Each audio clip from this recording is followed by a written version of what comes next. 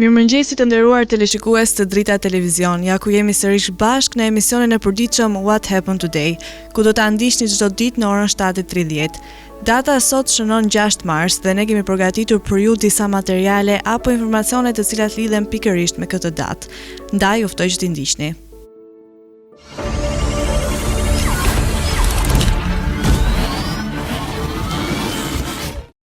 Gjashtë marsi është dita 65 e kalendarit gregorian. Ngjarje 1521. Ferdinand Magellan zbuloi Guamin, ishull në Oqeanin Paqësor.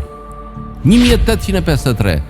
Në Venedik u mbajt premiera e operës La Traviata të Giuseppe Verdit. 1869. Dimitri Ivanović Mendelejev paraqiti sistemin periodik të elementeve kimike. 1899. Firma gjermane Bayer AG bëri regjistrimin e aspirinës si produkt të mbrojtur. 1957. Ghana fitoi si vendi i parë i trupave afrikane pavarësinë nga Britania e Madhe. 1967. Vajza e Stalinit, Svetlana Alieva, kërkoi strehim politik në ambasadën e SBA-s në New Delhi, Indi. 1992. Në Mostar ndodhi konflikti i parë i armatosur në mes të serbëve, kroatëve dhe bosnjakëve. 2008. Tërmeti 10 km në jug perëndim të Gjilanit, tërmeti ishte nga ora 4:30 minuta prej 3.6 ballës të Richterit dhe nga ora 4:59 minuta e që ishte 3.4 shkallë të Richterit. 2008. Në liçenin e Farkës së Tiranës ndodhi një tragjedi ku humbën jetën 16 persona. Lindje 1475. Lindi Michelangelo, skulptor, piktor dhe arkitekt italian. 1619. Lindi Cyrano de Bergerac, shkrimtar francez. 1806. Lindi Elizabeth Barrett Browning, poeta angleze. 1922. Lindi Kemal Dracini, kritik, studios, publicist, levrues i poezisë e i prozës dhe mësues shqiptar. 1926. Lindi Violeta Manushi, aktore shqiptare. 1928. Lindi Gabriel Garcia Marquez, shkrimtar kolumbian. 1972. Lindi Jacques O'Neal, basketbollist amerikan. Vdekje 1973. Vdiq Pearl së Buk, shkrimtare amerikane. 1900. Vdiq Gottlieb Daimler, inxhinier gjerman. 1994. Vdiq Melina Mercouri, këngëtare, aktore greke si dhe ministre e kulturës. 1998. Vdiq Adem Jeshari, një ndër themeluesit dhe udhëheqësit e UÇK-s, heroi i popullit. 2016. Vdiq Nancy Reagan, dama e parë e SBA-ve. 2017. Vdiq Arif Demolli, shkrimtar shqiptar. Festa dhe përvjetore. Ghana, dita e pavarësisë.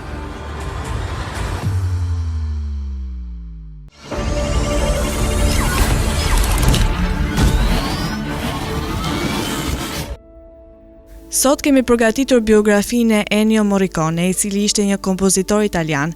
Për më tepër ju ftoj të ndiqni materialin e përgatitur.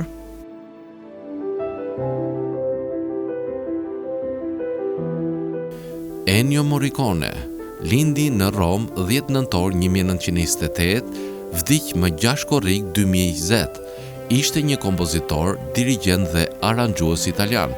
Karriera e tij përfshin një gamë të gjerë zhanresh kompozicionale, duke bërë atë një nga kompozitorët më të rëndësishëm, më pjellor dhe më me ndikim të filmave të gjitha kohërave. Trajnimi i tij i parë muzikor u zhvillua në Konservatorin e Santa Cecilia në Rom, ku u diplomua fillimisht në trumpet dhe më pas në kompozim, në drejtimin e kompozitorit Goffredo Petrasi. Ai ka shkruar muzikën për më shumë se 470 filma dhe seriale televiziv, si dhe vepra të muzikës bashkëkohore.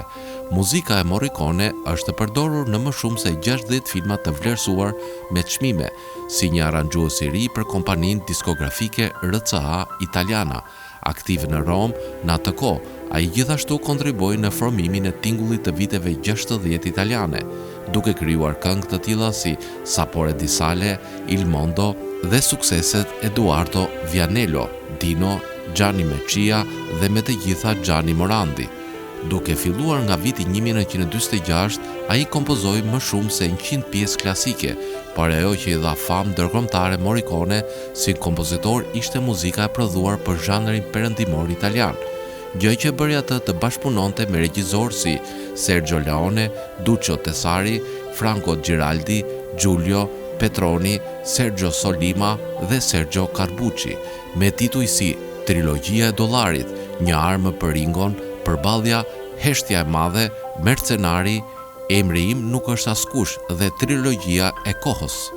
Nga vitet 70, Morricone u bë gjithashtu një emër i quajtur në kinemat e Hollywoodit, duke kompozuar muzikë për regjisorë amerikan si John Kemperter, Brian De Palma, Barry Levinson, Mike Nichols, Terence Malick, Oliver Stone, Roman Polanski dhe Quentin Tarantino. Morricone shkroi muzikën për më shumë filma të nominuar për çmime Oscar si Days of Heaven. Në vitin 2007 ai mori çmimin e nderit të Akademisë për arritje të përjetshme për kontributin e tij madhështor në artin e muzikës së filmit, pasi ishte nominuar 5 herë midis 1979 dhe 2001, pa e marrë kurrë çmimin. Më 28 shkurt 2016 ai mori Oscarin e tij të dytë për partiturat e filmit të Quentin Tarantinos, për të cilin ai fitoi gjithashtu Golden Globe.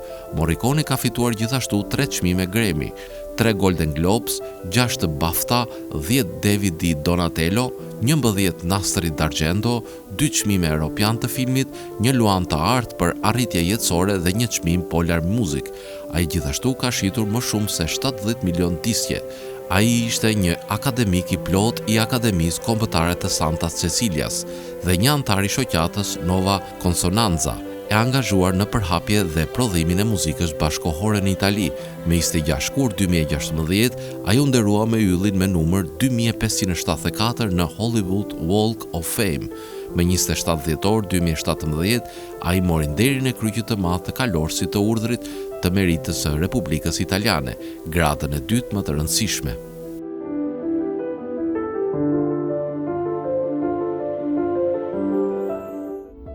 Kalojmë në rubrikën Kuriozitete, ku sot do të flasim për alfabetet më të vjetër në botë.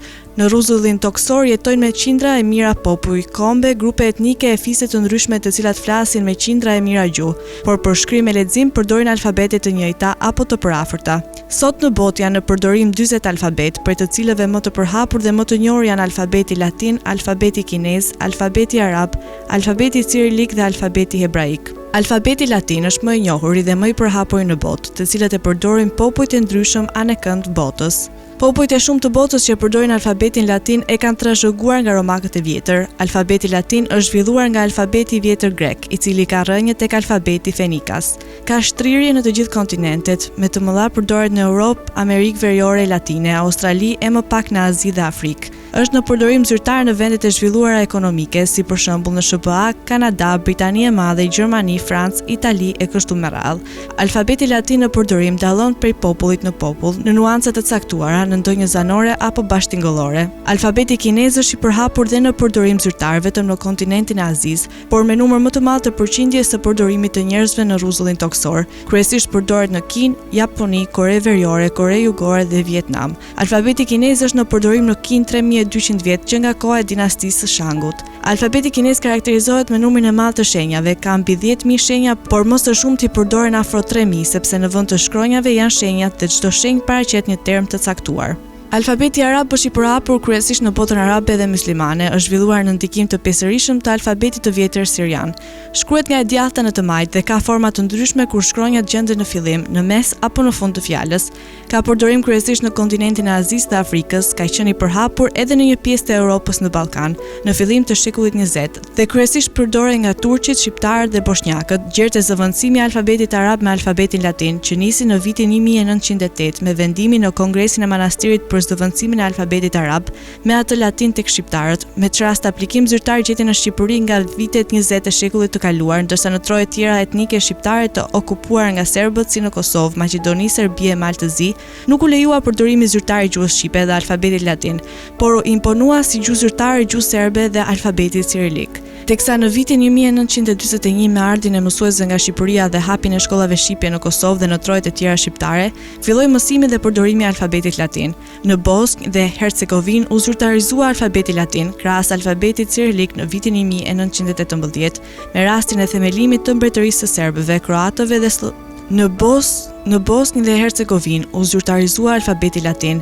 krahas alfabetit cirilik në vitin 1918, me rastin e themelimit të mbretërisë së serbëve, kroatëve dhe slovenëve, apo ashtu quajtura Mbretëria Jugoslave.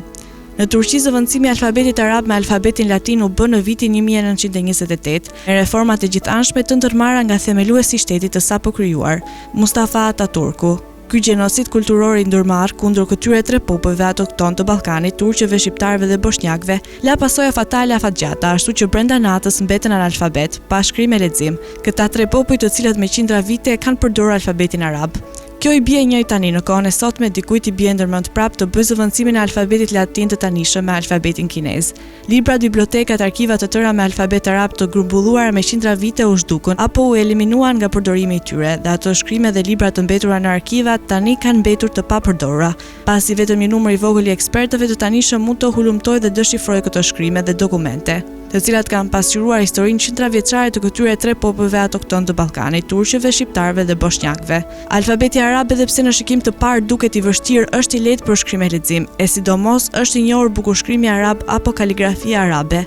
Alfabeti arab, edhe pse në shikim të parë duket i vështirë, është i lehtë për shkrim e lexim, e sidomos është i njohur bukushkrimi arab apo kaligrafia arabe, e cila është e vetmja dhe e veçantë në rrezullin toksor. Alfabeti cirilik është i përhapur kryesisht në Azi dhe një pjesë të Europës, kryesisht të popujt slav të ritit ortodoks. Në përdorim zyrtar është në Federatën Ruse, Bielorusi, Ukrainë, Bullgari, Serbi dhe Maqedoni. Vëllezërit Kirili dhe Metodi janë themeluesit e alfabetit cirilik, i cili bazohet në alfabetin e vjetër grek. Për dallim nga alfabeti latin, shkronjat e alfabetit cirilik janë më të theksuara, po ashtu përdoret edhe në shtetet muslimane pas shpërbërjes së Bashkimit Sovjetik. Alfabeti hebraik është i përafërt me alfabetin arab, daton nga shekulli 3 para epokës së re dhe rrënjët i kanë nga alfabeti arameik, të cilën hebrejt e përdorin që nga shekulli 6 para epokës së re. Alfabeti hebraik shkruhet nga e djathta në të majtë, njëjtë sikurse alfabeti arab. Është në përdorim zyrtar vetëm në Izrael, ndërsa e mësojnë dhe hebrejt anë kënd në përbot, e ruajnë me një fanatizëm të rrallë. Tani u ftoj të ndiqni parashikimin e motit për territorin shqiptar. Territori shqiptar për ditën e mërkurë parashikohet të përshkohet nga një mot i paqëndrueshëm me rreshje shiu dhe vranësira.